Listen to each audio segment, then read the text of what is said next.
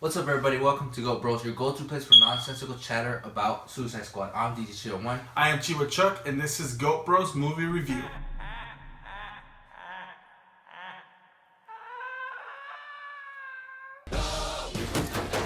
You're going somewhere very bad. Whoa. Do something that'll get you killed. Let's go save the world. I can't wait to show you my toys. Let's do something fun.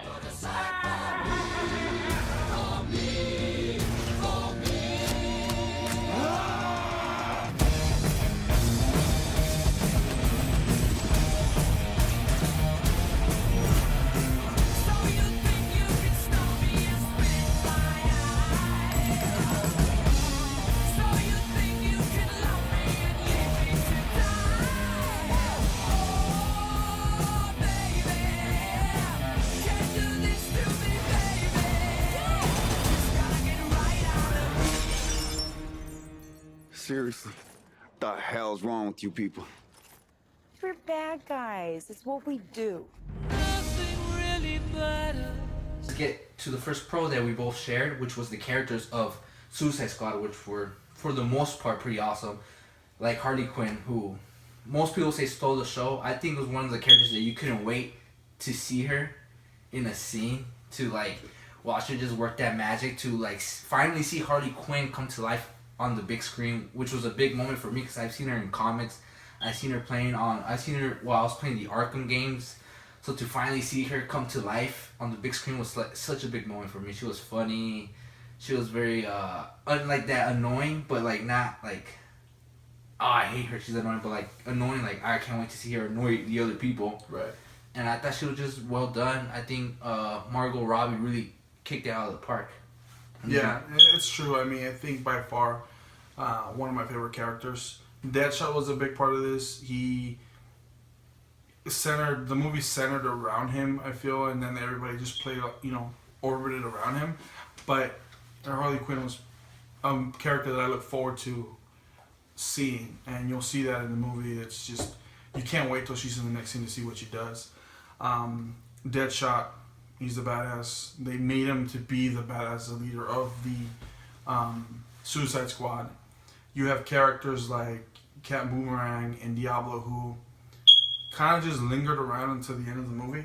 Yeah. They're good characters. There's a scene in the bar where Diablo had a big part in that, and you saw more of it. It was pretty cool. You got in depth. Jay Hernandez did a good job playing that role. He didn't say much, but when he did, it was impactful. Yeah. And I think they did a good job. I think Katana, they could dug into more, and I know you have an opinion on that one. Yeah, I like Katana. If there was room for her to have more character development, go for it. But if there was one character that didn't really need it, for the sake of not having enough time, not saying like, oh, she didn't need it at all. I'm just saying, she's a quiet badass. So I kind of like the mystique on her, I guess, is what I'm saying. Like, if you had to choose one character, it's all these characters, so somebody's going to get like the short stick. Yeah. And if it's anybody, it has to be her, right? Or sword. Her sword gets the short stick. Oh yeah, I feel like Diablo was underrated. Like the surprise for me personally, Deadshot, I said, carried the movie, not because these guys were lame or had to be carried, but it relied on him, like how he interacted with Harley, how he interacted with Diablo, everybody really, right. And how, especially with Rick Flag, who I thought was pretty cool, really good in that role. Yeah, he did a good job. The one that I think dropped and just it didn't quite hit the mark was Killer Croc. Yes. That's not the Killer Croc that we know. No. You played the video games a lot more than I have. I've read about him. They didn't do him justice for what he's supposed to be. It seemed like comic relief, and that Killer Croc deserves more than just being comic relief. Yeah, I played the games. In the comic books, he's scary how he talks. It's like one of the best scenes of the Arkham Asylum game is when you go down to his lair and get some flower spores, and he's like creepy, he's scary, he's gonna rip your throat out, he's no joking around. And I know in the animated series he was a little bit more prankstery. Yeah. But how I've seen him recently, I was like, what? This is Croc? Yeah. Like watching BET. And the issue is like they did such a good job putting the other characters on the screen that it's like, how can you hit the mark on all these characters and just drop the ball on one, you know? Yeah, I feel like they just went, oh yeah, Croc's in Suicide Squad, but let's like, Yeah. let's just make him comic relief because, and they could have used a badass to be honest, like a Killer Croc just going there and just eating people. Killer Croc is supposed to be more animal than human, and in this movie he seems more like a human in a Killer Croc cosplay or something. It makes it very apparent that it's some guy in a costume. Yeah, nah. I don't know, it takes you out a little bit. A little bit, yeah. I get his joke could be funny to like the mainstream or average fans who don't know or at all about Killer Croc. Like, he's funny. They expect this now. Yeah. Like to them, that this is Killer Croc for them. This is just my opinion of somebody that I've seen Croc's iterations before. Right. So this was kind of, I feel, a step down. So the Joker. Yeah. The big wild card to me. You know, you didn't know how they were going to use him, how much. The big Joker card.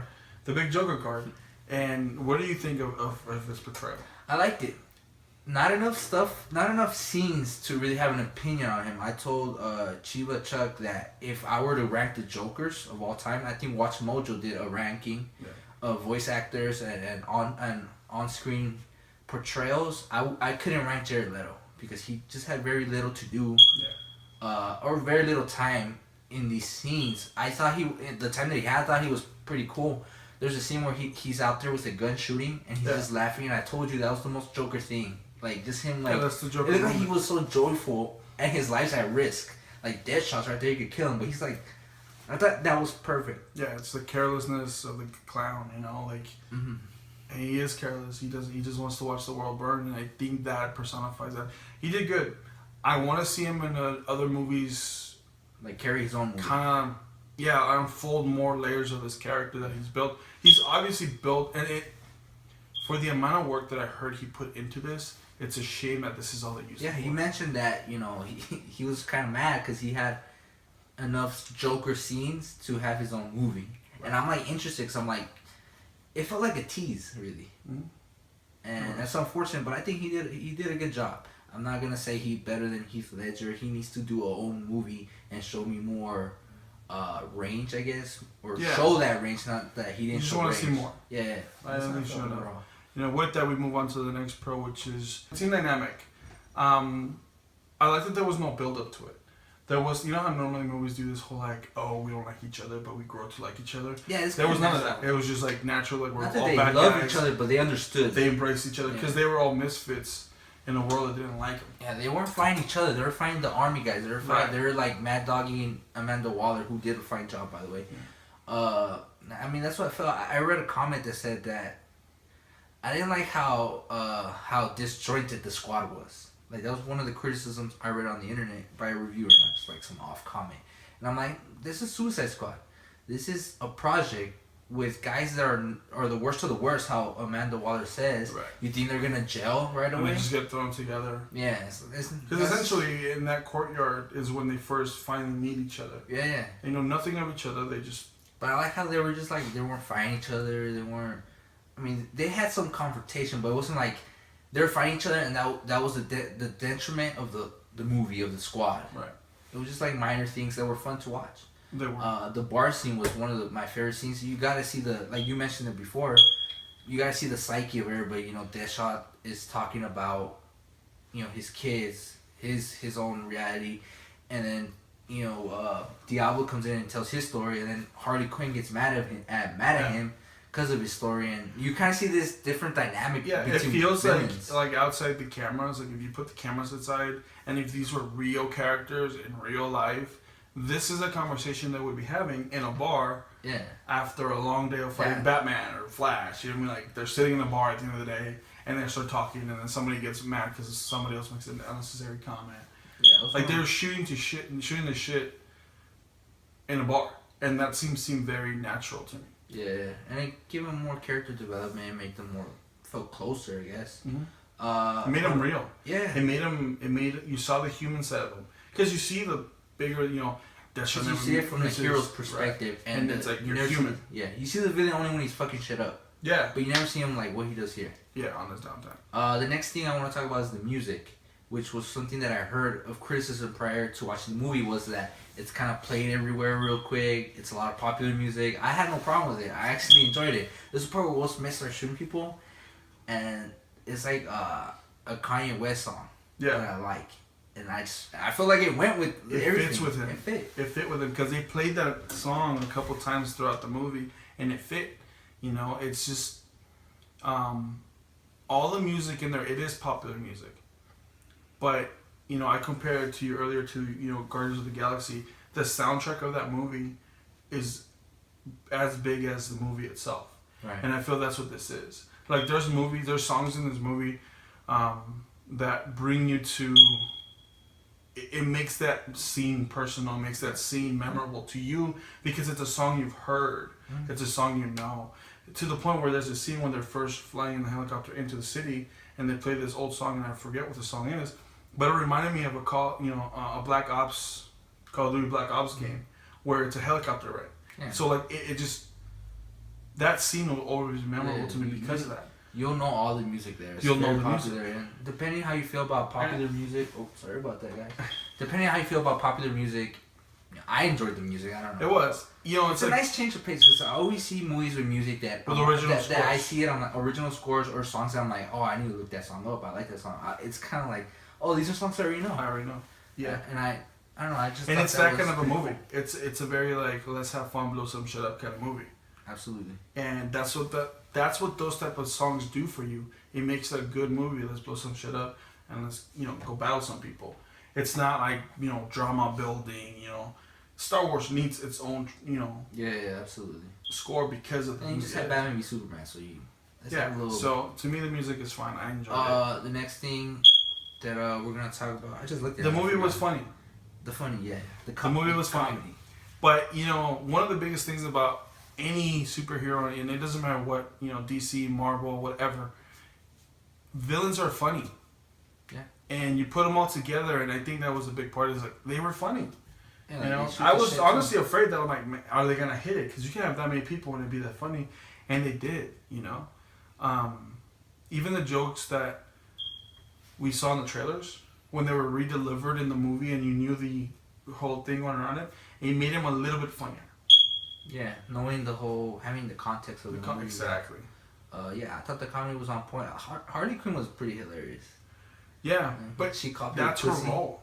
Yeah, she called everybody a pussy at one point. It's like hilarious. It's funnier if Catwoman was in there. Deadshot was hilarious. I thought Will Smith did a great job.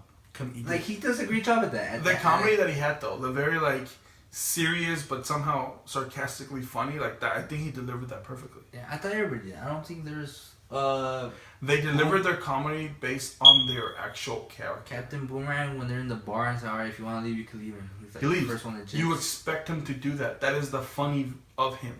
Yeah. He's that guy. Yeah. I thought comedy was on point. Except Diablo. Apparently Diablo has no sense of humor. No. That's fine. Killer Croc and his shit. So that was our pros. Now moving on to our cons, Our negatives. Yeah. And one of them was the villain.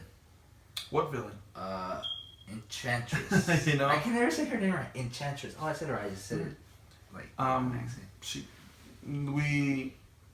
I didn't know she was gonna be the villain. Me neither. Not by this. I mean, this clearly shows her the squad. Yeah. So that was an interesting turn, I thought. I'm like, okay, that's pretty cool, right? Somebody that I thought was in the squad is the villain. But it's like very, I don't know, it's a little cheap, right? There was no oomph to it. It was like, it's like they're writing it, and it's like, you know what, guys? We're almost done with the script. We probably should choose a villain. Yeah. How about we choose one of the squad members? There was no, the motivation was very weak. The supporting cast with her brother. Oh man, I thought the brother was gonna make a big He looked amazing impact. When he first came out in that subway scene. He looked like he was gonna do some damage. His ass handed to him.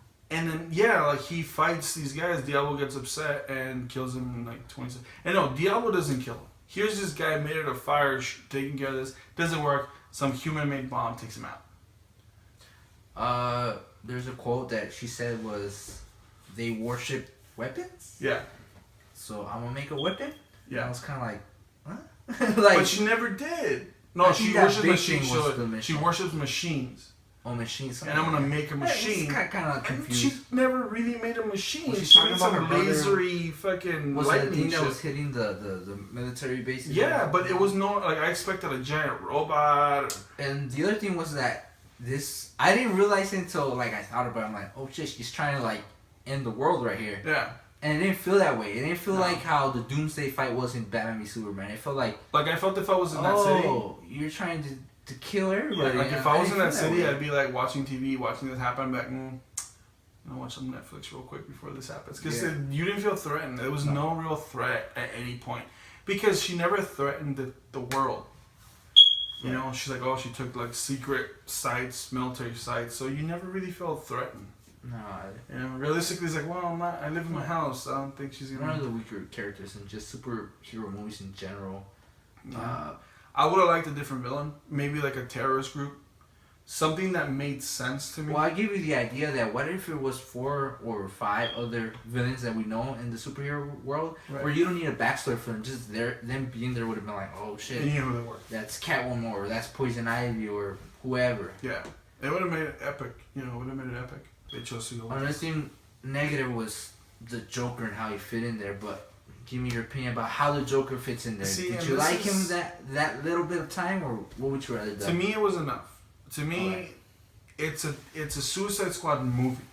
Right. You know, it's not a Batman movie. So Batman was in there for Batman was in there. We didn't mention yeah, that. a Badass. short Go period of watch time. that. Right, short period of time. The Flash was in there as necessary. 2 seconds. 'Cause he's a Flash. 2 seconds. Yeah, you didn't even see him. If you blink, you won't see him. The Joker was there a little bit more, obviously. Could you have done without him? Yeah, of course. You could have done a different plot twist or different plot items to get to where you needed to. They sprinkled them in there. I'll be honest with you. I told you this. Probably to put some butts on seats. Yeah. But they used them enough to where it was just a plot device, but not so much to where it Or the hindered plot. the movie and it just Yeah, made you I mean- think too much about Yeah. it. Like, it wasn't a negative, Right. but I feel like it was wasted, especially when you have a villain that poor, Yeah, that's and true. you're like, you have the greatest DC or just comic book villain in general right there, and the actor said that he has enough material in the movie or shot enough material where he can have his own movies. Like, why wasn't the Joker just the villain or Yeah. something? And somehow the Enchantress becomes the bad person. Yeah, or just something more creative there, right? Yeah. The DC universe is so vast and so, full of really good villains that they fell short on that. And it makes the movie go from being a good movie from being a great movie to being a good movie. Right. It just didn't hit that because of that. Right. So yeah, the Joker not being a bigger part makes a huge difference. One of the things I want to add to our adding stuff was that it does a nice job of including the universe. Like, there's references to Superman. Batman's there. He captures Deadshot and Harley Quinn. You see the Flash, like you mentioned. It feels awesome to have this world, and I feel like the Joker's presence kind of added to that. Like, Yeah. he doesn't feel part of the plot as it pertains to Enchantress and everybody else in Suicide Squad, but he's around. that's something that I could imagine happening in the DC universe. Just like Joker wants to get Harley and is trying to fuck up the plan of Suicide Squad. Yeah. And it has nothing to do with the Suicide Squad. No, mission. not their It's just- mission. It's got his It's own like, thing I'm going. the fucking Joker. I don't care. Yeah. I do what I want. And that makes perfect sense. Mhm. So his inclusion wasn't bad, but when you think about, at least in my opinion, the hero, I'm like, yeah, maybe you should have used him more.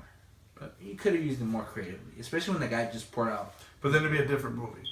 You know what I mean? I mean, it would have been better. I'm not saying it wouldn't have, but it would have been a different movie.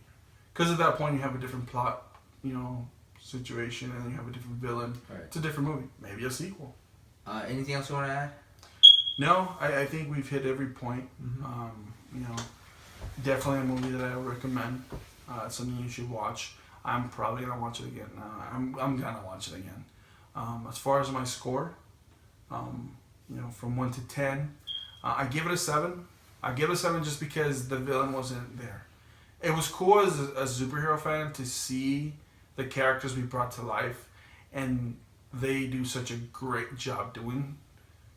Outside of Killer Croc, but it was really cool to see that. I wish there was more. That villain just kind of didn't do it for me, and for apparently most of America. So if they would have done a little bit better with that, Yeah. I think they would have had a great movie.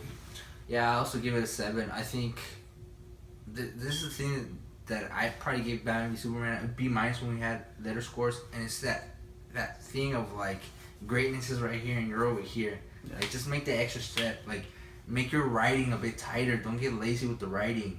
Like I love Easter eggs. I love the fan service. I like the little tidbits of, oh, he's part of this universe.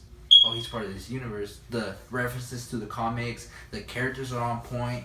Make the plot tighter. You know, just make a good story overall. Like hit the mark. If you hit the mark, you have a great movie. And they haven't done this yet. Yeah. So I can only give it a 7. It's very entertaining. I know people gave it a bad score, but I'm like, It's a good 7. It's a good 7, yeah. Like I went out the theater like, oh, that was very entertaining. That was a good movie. I didn't go like, it was alright. Like I was happy. It was 3 points away. Plot, villain, some other bullshit. But overall, it's a great movie. But with that being said, that's our review of Suicide Squad. The Chiba 1. Make sure to leave a like, comment, and please subscribe. I'm Chill with Chuck. If you have anything that you want us to take a look at, review, doesn't matter how crazy it is, just put it on the comments below or hit us up on GoatBroz YT on Twitter. Thanks for watching. Deuces.